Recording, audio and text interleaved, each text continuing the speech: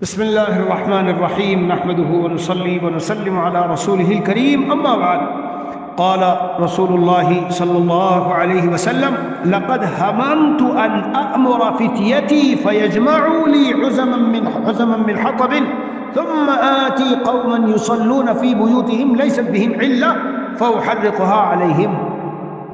حضور علیہ السلام نے ارشاد فرمایا میرا جی چاہتا ہے کہ چند جوانوں سے میں کہوں کہ ذرا کچھ ایندھن اکٹھا کر لو، ہاں، اور میں ان کے پاس جاؤں جو بلا عذر گھروں میں نماز پڑھ لیتے ہیں اور جا کر ان کے گھروں کو جلا دوں۔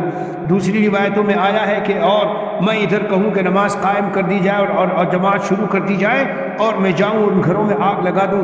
پیارو نبی کریم صلی اللہ علیہ وسلم کا تو لقب ہی رحمت للعالمین ہے۔ آپ علیہ السلام کو امت کے ساتھ جو رحمت تھی، شفقت تھی، محبت تھی، مودت تھی، الفت تھی، اس کی کوئی انتہا ہے؟ جماعت سے نماز نہ پڑھنے پر جو ادھر جماعت سے نماز نہیں پڑھ رہے اور گھروں میں ہیں اور کوئی عذر نہیں ہے، تو حضور علیہ السلام فرماتے ہیں میرا جی چاہتا ہے آگ لگا دوں۔ لگی ہے آج آگ بھائی، دولت بہت ہوگی، گاڑیاں بہت ہوگی، ڈگریاں بہت ہوگی، جمع مال بہت ہوگا، تنخواہیں بہت ہوگی، کمائی بہت ہوگی، لیکن اندر گھر میں سکون نہیں ہے۔ شوہر بیوی اور بچے اور والدین اور گھر میں ماں باپ،